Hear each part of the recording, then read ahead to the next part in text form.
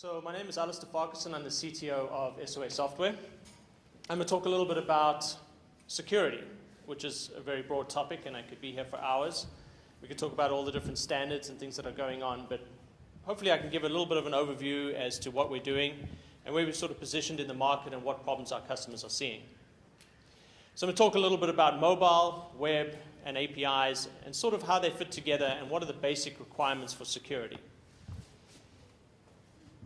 To do that, I sort of have to explain a bit of context about people that we typically deal with. When we go to market and when we talk to our customers, we're dealing primarily with private APIs. We don't deal with public APIs. Most of our customers are exposing APIs for B2B use, or they're exposing APIs to enable a bring your own device business to employee kind of initiative. They're typically not exposing an API like Google would for general consumption. So the problems that we see are ones that are very specific to, I guess, the enterprise, and they're specific to problems like single sign-on with old legacy back-end systems and how to mix and mingle a web architecture with an API architecture, how to leverage the old and the new together, how to expose a mobile channel where one doesn't exist in the first place, and how to protect and secure their enterprise. So my perspective is a little bit different from, I think, most of your perspectives, where we deal with the old and the stodgy enterprise that are trying to catch up and figure out what they're going to do with APIs. It's not a bad place to be, but it's definitely a different perspective. We don't have the blessing or the ability necessarily to always go out in a greenfield environment and create a new app with a cool new API for a cool new mobile application. In many cases, we're dealing with legacy systems, a huge customer base, hundreds of APIs at any given time. One of our customers has 400, which seems madness. But over time, things add up, things change, things get versioned, customers stay the same. B2B channels need to be created, set up, and destroyed. And you end up with a lot of momentum, or a lot of inertia, I guess is the right technical term. So anyway, with that context, I'm going to talk a little bit about our perspective on mobile, web, and APIs, and the kind of capabilities and things that are necessary to do security and unify security across the enterprise. Whoops, too far. So looking at the security landscape, there's kind of 5 things that I deal with on a day-to-day basis. The first one being authentication, authorization, and SSO. And these are huge topics in their own right, so you have to forgive me for blushing over a lot of things. I'm going to mention OAuth in one slide instead of all 20 slides. So there's a number of different concepts we're going to touch on here, and you can definitely come and talk to us afterwards as to how we deal with OAuth and specifically what OAuth does and what people are using it for and how it works and what our capabilities are. I'm not going to delve into that too far. I'm going to try and create or try and paint a broader picture of the security landscape and the basic requirements. So when people are trying to launch an API for the first time, they have to think about how they're going to do authentication. And authentication is often complicated by the fact that they might have an existing web application, they might have existing SSO infrastructure. They're trying to figure out, is OAuth doing authentication? Some people use OAuth for authentication. Or should I use OpenID? Or should I use SAML? What should I use? There's a lot of outstanding questions and a lot of confusion about all the different standards and accepted best practices that come and go on a daily basis. Up until a few months ago, SAML was all the buzz. Now it's OpenID Connect. And frankly, a lot of people don't really understand what these things are, what they're supposed to be used for. So it's really, really interesting to talk about these things and talk about what customers are doing. Then there's authorization. What does authorization mean in the context of an API? Do you just leave authorization to the back end? Do you try and authorize at the API layer? And how's that done? And how can you implement that? SSO, you have a lot of different back-end systems that do SSO. I see a lot of homegrown things. I see a lot of things like SiteMinders and IBM systems that have been put into place and have been running for decades providing SSO capabilities. I also see new things like OpenID Connect and how do I bridge between SAML and OpenID, and there's a very, very broad and confusing landscape for customers today. Then there's licensing. Once you've authenticated the user, you have to figure out how you're going to get money from them. So how does authentication and authorization ultimately affect how you license or monetize your API? And for you guys out there, this might have very practical considerations.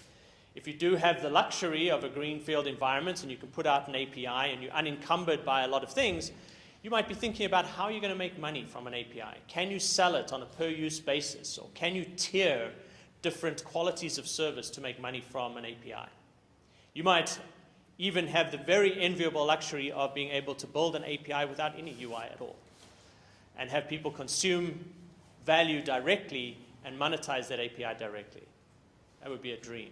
Anyway, then there's things like quota management, and these affect security and licensing. So how can I actually throttle, or how can I create different tiers of service? A free, a moderately expensive, and a very expensive different tier of service for which you pay nothing and an incredible amount of money depending on how much quota or service level you receive from the organization. Then there's protection. There's a lot of horrible things that people can do to your API once you stick it out there. They can, do a distributed denial of service attack. They can put some JavaScript in it that does weird and wonderful things to your backend, or maybe some SQL if you have a SQL backend. There's a lot of things that you can do with an API to protect it. And companies are grappling with that and figuring out how they're going to provide protection for their API endpoints. I speak to people who don't have a DMZ. They're trying to expose an API, but they don't have a DMZ. And I said, well, you can put an appliance in your DMZ. And they're like, well, I don't have a DMZ. And I'm like, okay, well, I can give you a software as a service, and we can VPN in. And then they ask me if I'm PCI compliant. And it's a very, very interesting environment out there that you have to deal with. So protection. And then ultimately, what's the role of policy? There's an ultimate temptation to build all of these capabilities into a system or hard code them into an API endpoint, as opposed to abstracting them somehow through a declarative policy-based mechanism. So as we go through this, I'll talk about what the role of policy is and how it can actually help you focus on the business value of an API rather than continue to try and change and keep up with the varying standards that exist in the world today. So let's start with authentication, authorization, and SSO. I don't think anyone would dispute the fact that there is a very confusing array of standards. There's OAuth 1.0, 2.0. The lead guy walked out of the OAuth 2.0 specification. Everyone's wondering what the heck that's all about. We have SAML. We have OpenID. We have OpenID Connect. Everyone says SAML's dead. Now OpenID Connect is the next thing to come along. There's SCIM, which is a very, very cool identity system, an identity API. And people wonder what they're supposed to be using for the various systems that they're owning and operating. So if they're trying to implement SSO for their web service, should they be using SAML? Should they be using cookies? If they're trying to do authentication on their API, should they use something simple like an HMAC header, or should they go for something like OAuth? What are the pros and what are the cons for these various things? And then there's a variety of application types. There's desktop, there's mobile, there's web. And people are trying to figure out which of these standards here correspond with which of these different application types. And what if I have more than one? What if I have a web application that has some APIs in it? Do I use OAuth and cookies? Do I use SAML? I don't know. So there's a lot of confusion about what standard and what protocols to use inside an environment. And then there is Enterprise SSO and its set of legacy systems. You've got LDAP and Active Directory on the back end. You might have Kerberos. You might have existing identity and access management systems that control and manage SSO and issue all sorts of pseudo standards around cookie mechanisms and signing mechanisms to actually facilitate SSO. So it's a fairly broad landscape. I'm not going to lie to you. And sometimes it can be quite confusing, and sometimes you might compromise. So if you have an existing backend SSO system, it might have a SAML issuer that you can leverage. And that SAML issuer, you might be able to leverage within an SSO context to go and get an OAuth token. And then you might be able to use that OAuth token to do API calls. So when you're faced with a problem, which is ultimately an integration problem, you often have to mix and match these standards depending on the application types and the backend systems that might exist in the environment. And I'm going to actually walk through a particular use case that we see fairly often in the environment today. So let's look at some of the different use cases we see.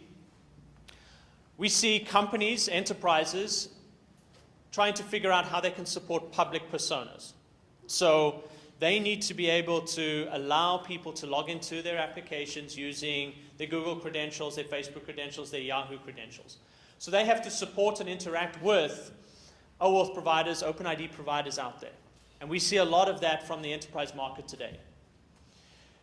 They are also migrating their web applications, not wholesale, parts of their web applications, and exposing APIs on the back end. So as they move, and this might seem old hat to you, but as they move traditional struts-based J2E style applications to something that's more client-side MVC model using jQuery, they end up with this mixed model where they have a mechanism that is using APIs and API authentication mechanisms combined with traditional session-based web tokens like cookies.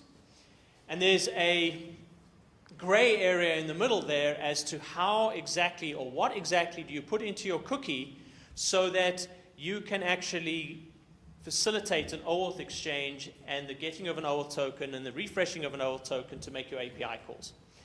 You could ultimately say my APIs should just accept cookies, but then those APIs are not realistically reusable by anything other than your web application.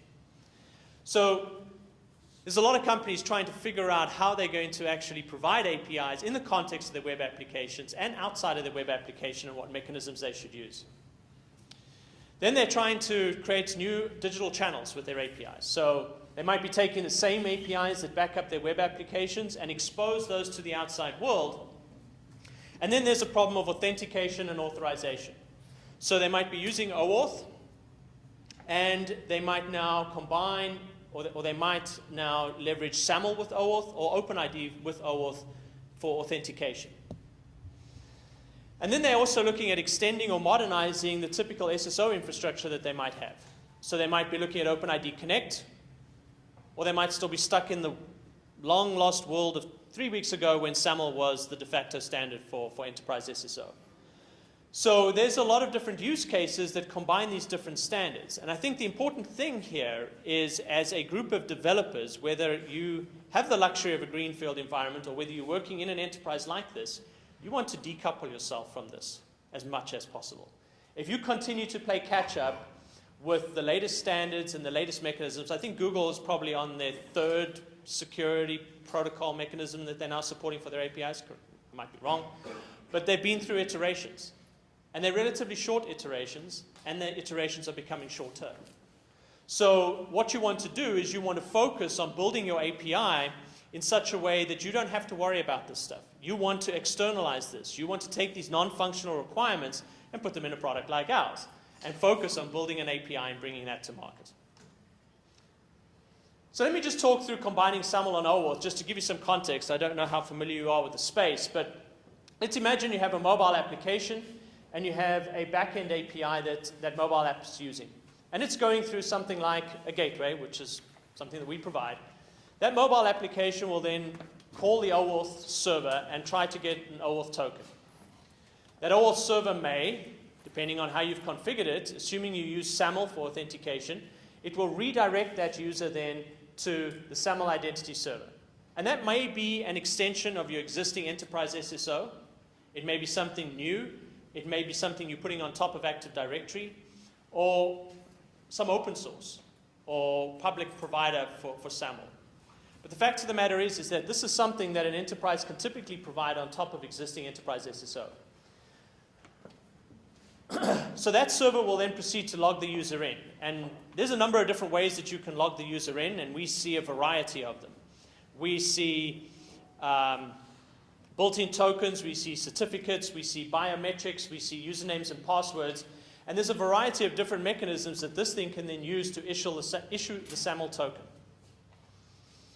Once that user is then logged in, redirect them again back to the OAuth server, which then verifies that SAML token. So these are ultimately separate systems, but the OAuth server, its responsibility is to take that SAML token, that SAML bearer token, verify that token, and issue an OAuth token back to the mobile application.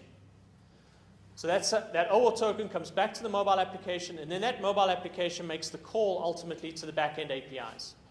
There's a number of things I've left out of this diagram, like how does a mobile application open up a web browser to allow you to log into the SAML identity server, but that's something that I think you can pretty much Google for yourself. But then the mobile application will make a call through a gateway. It might make a call directly to the backend APIs, but then this component, this part of the transaction, is then responsibility of the API itself. And I'm trying to point out how a gateway can abstract you as an API developer from this mess that's going on out here. So what happens is the mobile app makes the call through the gateway to the backend APIs. The gateway then validates that OAuth token and does fine-grained authorization. And I'll talk about this in a second, but essentially the gateway is capable of determining what grants, what scopes you need, OAuth scopes, grant types, OAuth scopes you need, and how those map to the different API parameters within an API call. So you can even do fine-grained authorization within a gateway like this to actually alleviate you from even a lot of the authorization decisions. There may still be stuff that you have to do in your back-end app around authorization, but you can control access to various parts of the API by mapping the OAuth scopes to the various API calls or the different paths and resources within the API. Once the gateway is given it the go-ahead, it's going to call the backend API, probably going to pass the OAuth token and maybe some information about the user in that token back to the app, back to the backend API so it can make further decisions. So as an API developer, especially if you're within an enterprise, you want to basically try and outsource or alleviate yourself of the headache of providing this, this, and this within the environment. You want to make it somebody else's responsibility to put up a SAML identity server, somebody else's responsibility to figure out what they're going to do about OAuth, and the gateway is going to leave you of a lot of potentially the fine-grained authorization, the authentication, and the protection kind of policies that you need when you're exposing your APIs. So as a developer, please tell your manager that you want to focus on API development and none of the other stuff. So once the call has been authenticated, you then need to figure out a monetization model. I know they don't quite align very well, but you want to, when an API call comes into the system, you may or may not want to figure out what license and what tier of service that particular API call will get. So this is all around enabling a particular business model for your APIs. How are you going to, at the end of the day, monetize that API? And we have customers that have one gigantic API, which they then slice and dice based on resource to different customers. So this customer can see the trucks, this customer can see the people, this customer can see, I don't know, the farmlands, or whatever they might be. And the way that we map the OAuth scopes and the licenses to various operations or resources within the API gives you that fine-grained authorization. And those licenses, again, also map to different levels of service. So you can say that for this particular customer who's accepted my gold level license, they have access to the following 5 resources within my API, and they are subject to 10 transactions per second maximum, or 30,000 transactions per second or per month. So you can, after you've authenticated the user, also manage how you're actually going to license or compartmentalize that traffic coming in. And that's going to control the OAuth authorization scopes, the visibility within the portal of the documentation, and also the quotas or levels of service that you associate with that particular request. So when a developer logs into your system and is trying to get access to your API, they're going to register their application. They're going to be given an app key or an API key that's used in the OAuth exchange. And then they're also going to be able to select potentially from different license models. Once they select that license model, it then controls what they can see, even down to the documentation level, and what their application can actually invoke at runtime. And that allows you then to report on that, and at the end of the day, bill your customers, if you choose to, similar to a cell phone plan for accessing APIs. So the authentication and the authorization, and certainly the licensing, are all different parts of your security strategy, which are, in essence, parts of your go-to-business model for an API. So let's look at the flow of licensing. So a message will come into that gateway that I was talking about earlier. We'll validate the OAuth token, identify the application, authorize the API call, fine-grained mappings to different methods or different resources within your API, figure out what the license is, and then enforce quality of service or SLA policies on that particular API call. That way you can limit a certain group of users to 30,000 transactions per month. If they go over that, you're going to charge them $5 more. And that is all done within the context of the security environment and a gateway product that you would be either writing yourself or purchasing from a vendor. So let's talk a little bit about quota management. This is also, again, part of security. You probably want different licenses with different levels of service. And these things are typically things like throughput, bandwidth consumed over time, concurrency, or availability. Even if you only have two things, even if you only have free and paid, you don't want necessarily your free users to consume 1 million API requests a month. You want to somehow constrain them. So even if you don't directly monetize each individual API call, you probably want to set some limits, some constraints in place for a free plan. And that might limit overall the API requests to 30,000 a month or whatever the case might be, or have some upper limit on concurrency. Allow people to try out your API, test it out, and transition then to a paid model at some point in the future. This lowers the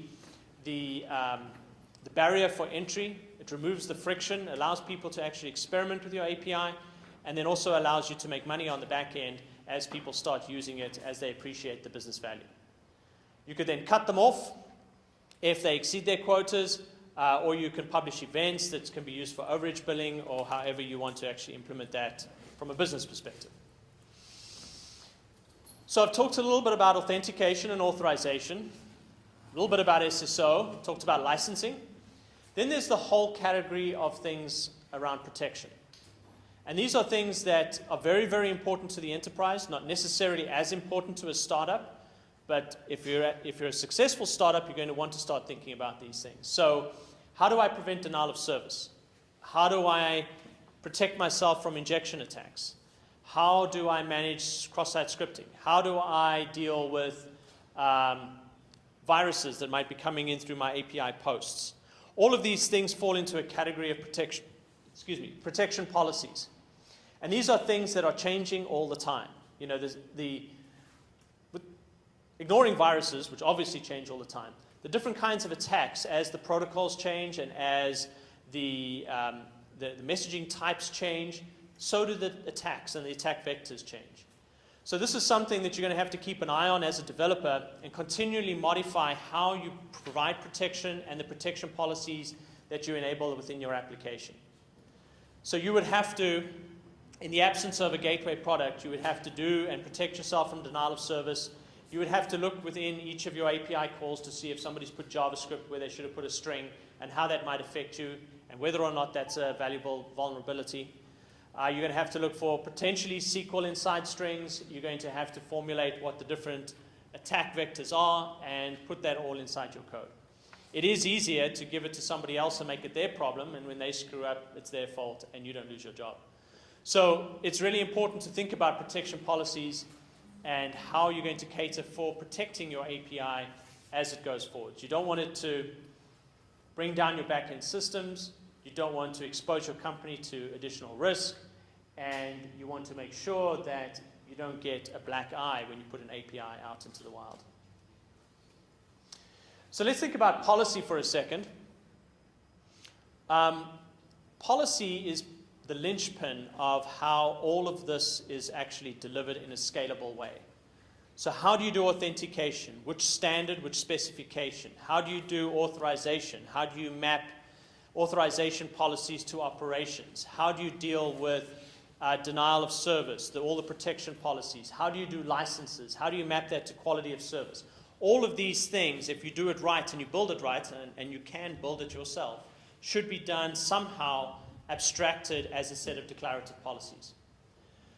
So if you choose to build it yourself, I encourage you to separate the functional and non-functional, come up with some decoupled, pluggable way to add policies and include policies into your API runtime, and support things like inheritance and things like that within that framework to make sure that you can apply policies consistently and reliably across the APIs.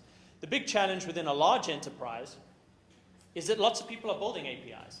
And if, as an architect, you want to say, well, we need a certain set of protection policies, and we need a common enterprise authorization and authentication set of standards, it's very, very difficult to do that when you're dealing with 12 different development teams, perhaps around the world.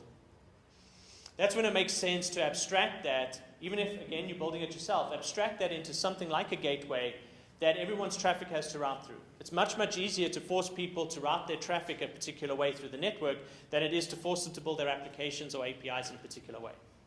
The one is a paperwork exercise, and the other one is something that you can actually really do in a concrete way. So the other thing that policy does is if you do it intelligently, you can actually mediate between different things. And that gives you some flexibility. So let's look at a classic example is that you have, internally you have a web service, an XML SOAP-based web service. And you want to take that XML SOAP-based web service and expose it as a JSON RESTful style service. So you're going to put together a platform, and that platform is going to mediate between the JSON requests coming in and the SOAP requests going out. There's a whole religious argument waiting for me at the door. But anyway, let's assume that you do that. Now, internally, you're going to have security policies that are probably WSS and SAML based. You're going to have backend systems that are looking for WS security headers in a SOAP envelope. And these need to somehow be crafted. And it's a really obscure set of standards. You think, oh, it's complicated. Wait till you see WS security. So it's a complicated set of standards. And you have, on the outside of your organization, you want to provide something that is more commonplace, which is maybe something like OAuth with SAML. So you have these existing services that are used for application-to-application integration by your existing lines of business, and you want to expose that as an API. You want to create a new channel. But you need to figure out how you're going to convert WS SAML to OAuth. So you need some way of actually mediating between these different things. And if the platform, if you build that gateway right, or you purchase the right product, you can use these policies to automatically convert OAuth tokens inbound to WSS and SAML assertions outbound. Because you have a policy-based way of declaring what your requirements are internally and what your intention is externally. You want to enforce OAuth with SAML 2 when it's exposed to the internet, but everything within your firewall needs to be WSS and SAML. And if you create your policy-based system correctly, you can apply two different policies, one internal and one external. They automatically get inherited by internal services and external APIs, and the system automatically will convert and manage the OAuth dance with the exchange of SAML and convert that ultimately to WS security header, leveraging the SAML token.